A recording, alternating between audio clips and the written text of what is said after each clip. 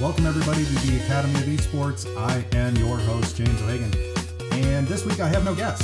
This is not a conversational show that I am doing today. This show is going to be me. It is a solo show, so no guest. We will have guests in the coming future for conversations, but this is a 3-year anniversary. 3 years ago, launched this show, and it has been quite the journey in the last 3 years.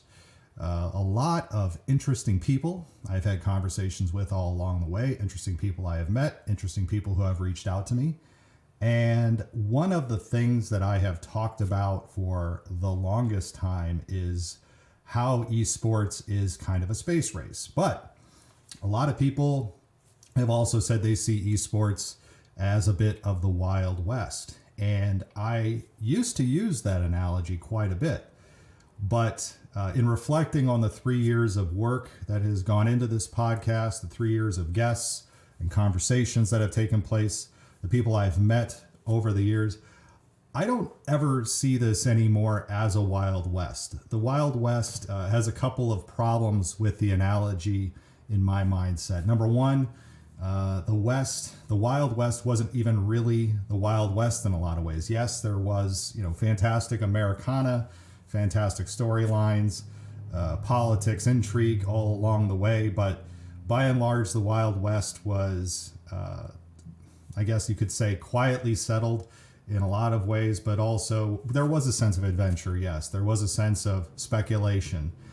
But to me, the problem with that analogy also is that the Wild West is something that is finite, meaning that after a while, I think the wild, quote unquote, Wild West we're talking is post Mexican American War. So we're talking really post 1846 and really more post Civil War in the United States. And really it ended around time of World War I. So we're talking around 1914, 1918, really when Arizona and New Mexico became states just before World War I. So you're looking at something that has ended. And there really is nothing else that can be said to it other than it is in this definite time period that it happened.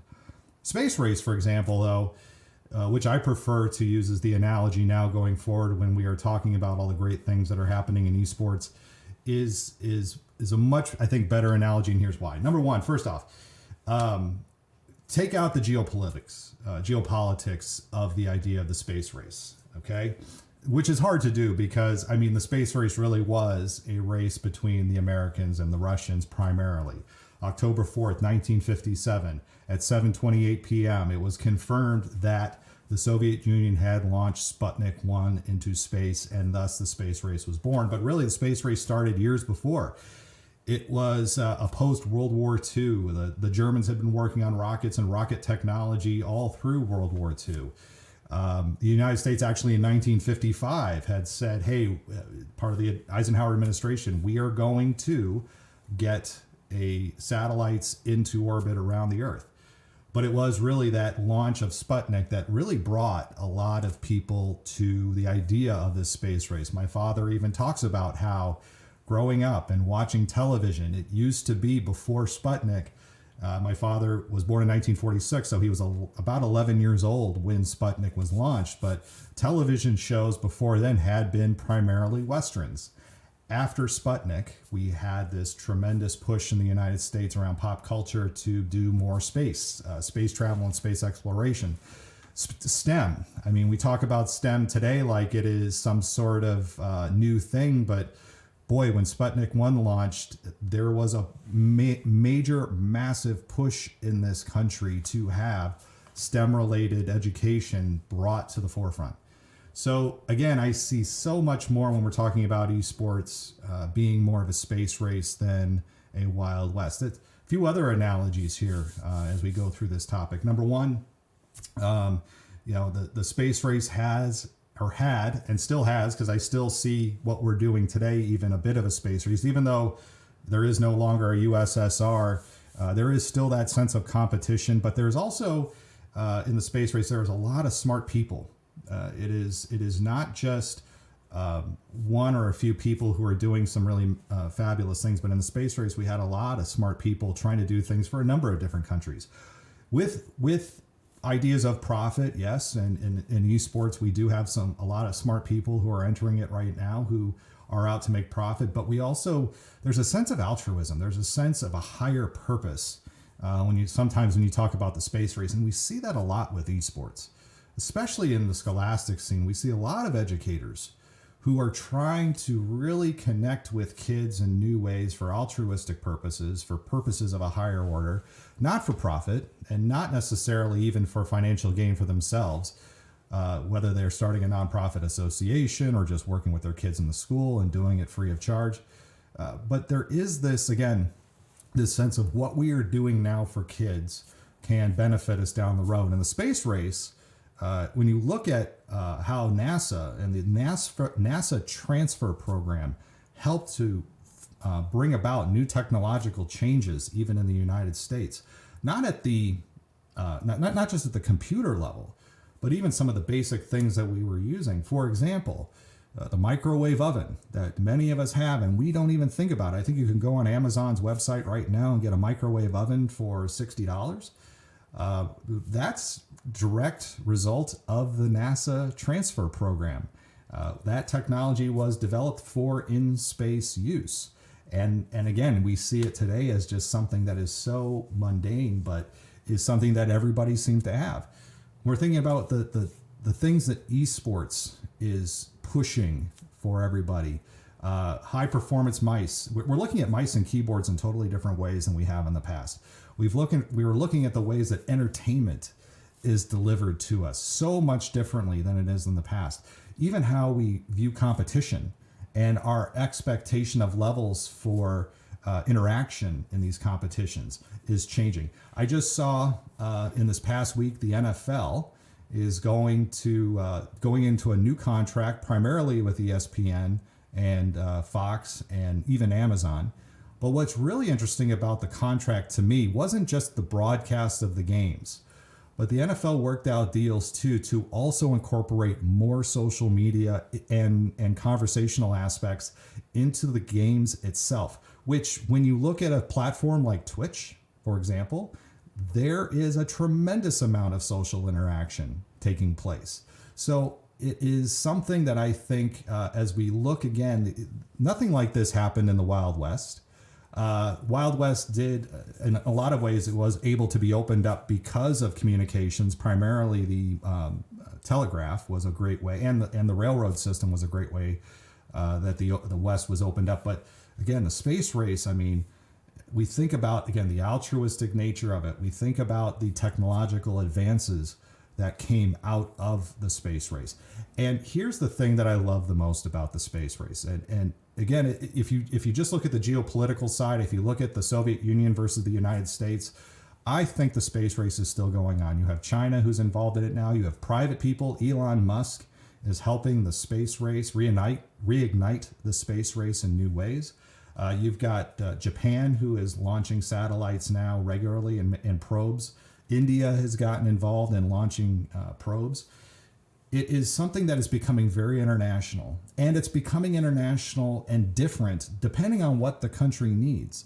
The United States, of course, the first man on the moon was Neil Armstrong, and that was, I guess you could say, the peak of the old space race, but we're really in a new one right now, and that's what we see with esports. We see all these different countries, all these different groups who are getting involved in esports right now, and they're doing it in ways that are specific to them. Nobody is telling them what they need to do. Nobody is telling them how they need to do it. They are doing it for their own purposes and their own needs. This is like a space race that's specific to everybody, what they need this to be. What do you need esports to be? You can make it that. It doesn't have to be the turnkey solution that a lot of these groups are coming at people with. It is not the big companies that have to drive all of this. Now, that's not to say that big companies don't have a role in this. You know, the space race in the United States was not just NASA. Yes, NASA was, and it still is, the large, again, the place that brings all this together. But let's think about what went in to make the Saturn V rocket. That was not just NASA saying, hey, we're going to build this rocket. That's working with Grumman Aerospace to help build the lunar module, which my father actually worked on. IBM building the computer that ran the lunar probes, or excuse me, the lunar lander and the rockets on something that most kids nowadays have a much more powerful calculator than what was used on the computer on the Saturn V rocket. It was really an effort of industry, government, and the private sector and people to come together to make it function and operate. And that's what we're seeing right now with esports. It isn't just Activision and Blizzard who is driving all of this. You know, again, there's characters and people involved in this. There's pop culture that's being built around this. There's so many wonderful things and aspects and flavors to esports right now. I see just this so much possibility again around making it what you or what anybody wants your esports experience to be. But here's the thing that I love the most about the analogy of the space race. Again, think of, let's juxtapose this with the Wild West. The Wild West is finite. It is something that was closed. It's no, I mean, you can go to certain aspects of, Montana and Idaho and Wyoming, and yes, you can still see things in its preserved natural state before people came to it. But in the space race, what we're talking about is something that is infinite. What we're talking about is exploration. And again, bringing all these really brilliant people to the table, because when you're talking about a vacuum of space, there is nothing that is more than what you need than smart people. You can't get into space without smart people, without the proper resources, without the proper mindset. The opportunity to try something and fail, but also the opportunity to use a practical term that I love to use, a moonshot. A moonshot project is something where it is a bold idea, something that nobody has ever done, and something that could succeed or fail. If it fails, it's going to be a spectacular fail, but if it succeeds, it's a spectacular success. We have these things going on right now in the esports world. And again, the infiniteness of space and the infinite opportunities that we have to make esports what we need it to be for kids, for amateurs, for pros. All of this is so much fun. And I love seeing, I used to step into 4 or 5 years ago when somebody would come into the esports world and say, oh, we're going to come in and we're going to change all this and we're going to do all, make waves and change the landscape. And I used to look at that with a lot of hesitation. I used to look at that with a lot of speculation. And as a mindset for me over the last 3 years, what I've had to change and what I have changed is that I'm much more open to listen to new people coming into this space with new ideas. Because there are, like I said, a lot of smart people that are coming into the space. That's not to say everybody who's coming into this space has altruistic wants. That's not to say that everybody is coming in with good ideas. But it's in this collaboration that I've found, in this work that we are all doing to make this space something that is welcoming for all. I mean, that's what we want with the space race. We want it to uplift everybody, and we want esports in the same way to uplift everybody. I think that the perfect pop culture reference, I think that most people are going to understand right away around the promise of the space race isn't Star Wars, okay, but it is Star Trek. Star Trek is the ultimate promise of what the space race can be. If you've ever watched the original Star Trek in 1966, when that show launched, it was groundbreaking for a number of reasons, not just for the storyline, but it was groundbreaking because of the characters on that show. Think about it. In the Star Trek world, you're talking I think it's the 23rd century. So you're talking 200 years in the future from now. You see on a cruise ship, on a spaceship, you see a Russian along an American. You see a Japanese character. You see an African American. Star Trek was where we saw the first interracial kiss on television. Well, I didn't. I wasn't alive back then. But people who did see it saw the first interracial kiss. The space race, again, is that idea that we as a society and as a world, when we come together, we can do such amazing things. And as I look at the esports world, as I look at who's coming into this space and who is potentially making waves and wanting to make changes, we are seeing really amazing things happening right now across cultures. We're realizing that, yes, women have to have a space in this equal to men. Yes, those who are underrepresented need to have equal access and equal space. We realize that this is an infinite, non-turnkey possibility, and the possibilities in the esports world are endless.